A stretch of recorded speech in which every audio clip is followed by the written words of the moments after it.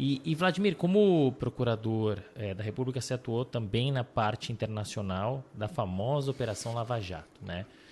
Você falou um pouquinho Isso. da experiência do Banestado, né? Como é que foi atuar nessa Operação Lava Jato, ainda que você tenha atuado mais na parte internacional, né? Já que essa operação ela é tida como um divisor de águas, né? Por atingir pela primeira vez em cheio, talvez aí a alta classe política e gente muito importante.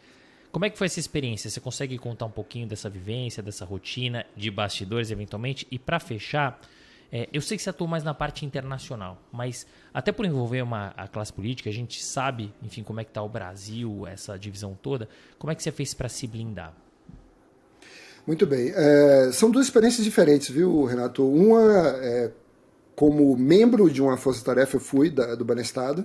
Então ali você realmente está com a mão na massa e vai atrás da prova e é tudo de sua responsabilidade. Outra experiência, como foi a minha nesse outro momento, que foi o momento da Lava Jato, foi uma experiência como supervisor de uma área do Ministério Público, da área nacional do Ministério Público Federal de cooperação internacional. Então eu cuidava de todos os casos de cooperação internacional do MPF com a minha equipe. Eram cerca de 40 pessoas nessa época. E um dos casos, mas ainda assim o mais importante na cooperação internacional, era a Lava Jato.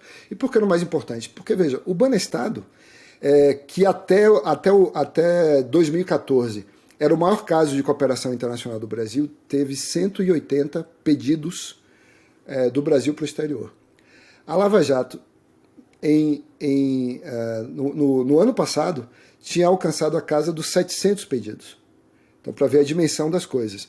E a pena que eu não tenho um mapa aqui para mostrar, mas um caso como o Banestado, que era o maior caso de cooperação do Brasil até então, né? Hoje ainda é o segundo, ele alcançou países, sobretudo países do Caribe, as Ilhas Virgens Britânicas, Ilhas Caimã e os Estados Unidos, né? Um pouco o Paraguai também. Já a Lava Jato, não, alcançou todos os continentes, uma quantidade imensa de países e jurisdições muito diferentes umas das outras. Por exemplo, Singapura e Estados Unidos. Ou países como a Noruega e aqui o Peru, nosso vizinho, né? Então, é uma dimensão jamais vista e é um caso de cooperação em que, diferentemente dos outros, o Brasil foi muito demandado. Então, se a gente diz a Lava Jato terminou no Brasil, acabou e acabou tristemente, né? como se percebe. Mas a Lava Jato continua existindo, inclusive com esse nome, ou com o nome caso Odebrecht, em outros países. O Peru é um exemplo, né? O Peru é um exemplo, é um país que tem a sua própria Lava Jato. Países da América Central também conduzem investigações com o nome de caso Odebrecht. E por que conduzem essas investigações? Porque nós exportamos a corrupção. Antes nós praticávamos a nossa corrupção por aqui, e no caso Odebrecht, o que aconteceu? A corrupção foi exportada. E aí entra num aspecto muito importante, que é essencial para que nós compreendamos esse fenômeno, que é a falta de compliance. Compliance anticorrupção, compliance PLD, compliance CFT, né? E as facilidades que há para praticar corrupção em países que são institucionalmente frágeis. Países que são institucionalmente frágeis. Se é fácil fazer corrupção no Brasil, era no passado, continua sendo hoje, talvez ainda mais, em países que não chegaram ao amadurecimento institucional que o Brasil chegou, né, graças a uma série de governos nos últimos 40 anos, outros países da nossa região sofrem muito mais com isso, e eles foram grandes demandantes do caso Lava Jato. Então havia muito pedido que saía de Curitiba, de São Paulo, ou mesmo da Procuradoria-Geral da República, e muitos pedidos que vinham do exterior para que nós executássemos aqui, né? E tem um que eu acho assim que é bizarro, né? Porque a gente pensa que fazer cooperação internacional é fácil, que o advogado sai da faculdade sabendo fazer cooperação internacional. Não sabe. Eu não sabia, aprendi, os advogados têm aprendido, muitos advogados são exímios especialistas hoje em cooperação internacional, como vou citar um aqui, Antenor Madruga, não sei se você já o entrevistou. Um bom nome para você ouvir, tem histórias ótimas. E você imagina que é só fazer um pedido, traduzir e mandar. Não é assim que funciona.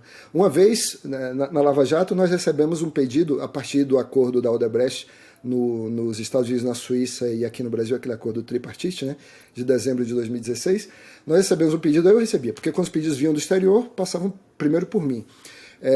E aí eu mandava para execução em algum lugar do Brasil. O pedido de meu colega em El Salvador era o seguinte: me dê tudo que você tem sobre El Salvador. Eu falo, como é que eu vou dar tudo que eu tenho sobre El Salvador? Primeiro que se eu pesquisar essa palavra Salvador no material da Lava Jato, vai dar uma complicação danada. Você sabe que tem uma cidade chamada Salvador aqui. Então, não é simples assim, né? Você tem que manter contatos prévios. Os americanos chamam isso de pre-MLA, a etapa prévia a Mutual Legal Assistance, ou seja, uma etapa anterior à formalização do pedido de cooperação. Então você tem que ter conversas prévias. O investigador e, às vezes, o facilitador, porque eu era o facilitador, né, do meio de campo. Colocar essas pessoas em contato, criar os mecanismos de interação, examinar as falhas dos tratados internacionais que impedissem a obtenção das provas e resolver o meio de campo na hora H de fazer o pedido, né? Por exemplo, se alguém foge, um caso importante que eu trabalhei, que não foi na Lava Jato, foi no Mensalão, você não colocou o Mensalão, também trabalhei no Mensalão indiretamente, foi na extradição do Henrique Pizzolatto, um dos condenados do Mensalão, né? E o grande problema inicial era: onde está Henrique Pizzolatto? Aí você diz, o cara fugiu, tem uma ordem aqui de prisão do Supremo, vamos mandar o pedido de extradição. Não é assim que funciona. Você tem que trabalhar com inteligência policial para localizar onde é que o indivíduo estará. E aí, só então você confirma que, com a atividade de campo, com a Interpol e com a polícia daquele país, no caso era a Itália, se aquela pessoa realmente está lá. Confirmando que aquela pessoa está lá, aí você faz a tradução para aquele idioma, que é o italiano, e não o chinês. Senão eu vou jogar dinheiro fora, né? E aí vem uma etapa de difíceis decisões que vem na sequência. Não sei se você lembra quantas páginas tinha o acórdão do Mensalão, você lembra? O acórdão, eu não falo o processo. Quantas eram? 8.000 páginas. 8.000 páginas. 8.000. Aí veja qual a dificuldade que nós tivemos. O procurador-geral era Rodrigo Janot. Eu era o chefe da cooperação dele, né? Muito bem. O caso era dele no Supremo. O juiz era Joaquim Barbosa. Ele me perguntou: a gente consegue extraditar Pizzolatto? Eu disse, consigo. A gente consegue extraditar Pizzolatto, trazer Pizzolatto de lá para cá. Aí ele deu uma entrevista. E o ministro Celso de Mello, aposentado, a quem eu muito respeito, e o professor Valério Mazzoli disseram que isso era impossível, essa extradição acontecer. Aí Janot chegou na procuradoria, depois dele ter ouvido uma reclamação desse tipo, e disse assim: você me colocou em maus lençóis, você disse que Pizzolatto poderia ser extraditado. Eu falei: pode, a gente vai tentar trazê-lo para cá. Apesar dessas posições respeitáveis em contrário. E aí, a primeira decisão, Renato, era a seguinte: o que é que a gente faz na tradução? Sabe quanto custa traduzir 8.000 páginas do acórdão para o italiano? Quanto tempo demora para traduzir? Uma fortuna. Uma fortuna. Se você pensar em tradução juramentada, que eu já descartei, seria, sei lá, R$500 mil. Uau. No mínimo. Né? Então, o que a gente fez? Eu falei assim, para o procurador-geral, né? A gente vai tirar do acórdão só a parte que é de Pizzolatto. Só a parte que é dele. Não interessa saber o que os outros, sei lá, 39 fizeram. Interessa saber o que ele fez. Né? E traduzimos, e essa tradução custou R$32 mil, mais ou menos. Caramba. Se não estou equivocado. E ainda assim foi caro, né? Verdade. E aí, chega lá. O que a defesa lá faz? Se você fosse um advogado lá, você faria a mesma coisa, eu também. Impugnou. Não, isso aqui não está completo, não. Cadê o resto? Tem que traduzir tudo. É isso. Cadê o resto? Exatamente. Nessa hora, foi em Bolonha, né? Eu fui para Bolonha para acompanhar com o colega Eduardo Pelela, para acompanhar o julgamento lá. A gente suou. E felizmente o Ministério Público italiano sustentou nossa posição de que não era necessário traduzir tudo. Não fazia sentido saber o que fulano, beltrano e cicrano fizeram, se não saber o que Pizzolatto tinha feito.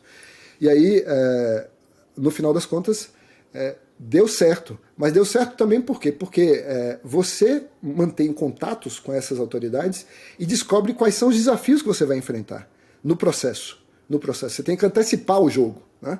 Antecipar o jogo. Eles vão alegar isso. Você já tem resposta para isso? Tem, então traduzam. Mas tinha uma resposta que a gente não tinha. Sabe qual era? Qual? Porque muita gente acha que Pisolato não seria extraditado por causa por causa do episódio de Cesare Battisti. E sabe quantas vezes eu ouvi o nome de Cesare Battisti na Itália? Eu fui umas 3 vezes para cuidar desse caso lá. Nenhuma vez.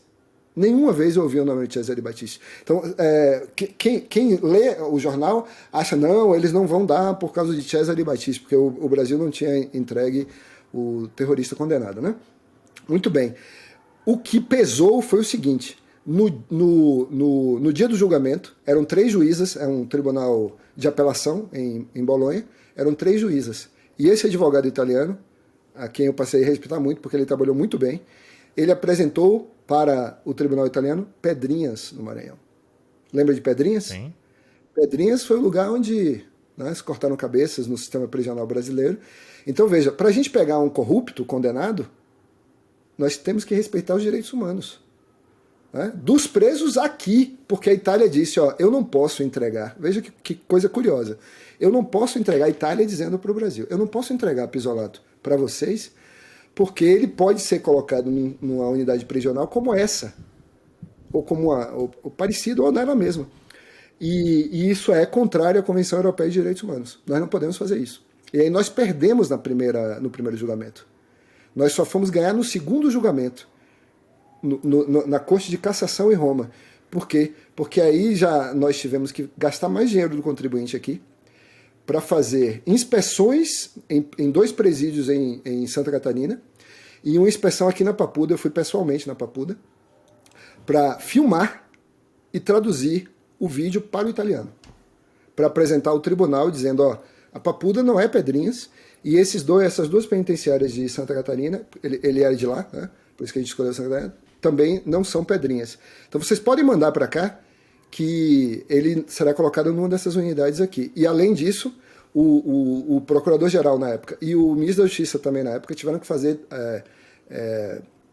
garantias específicas de que isso seria assim como nós estávamos dizendo. Então só assim que ele foi extraditado. Então a gente acha que basta seguir a regra do tratado. Às vezes tem problemas que você não consegue nem mapear, embora nós já tivéssemos mapeado 80% do terreno. Sempre haverá surpresa e a gente tem que estar preparado para a surpresa, e inclusive do ponto de vista orçamentário, né? Felizmente a gente tinha orçamento para responder a essas exigências de última hora.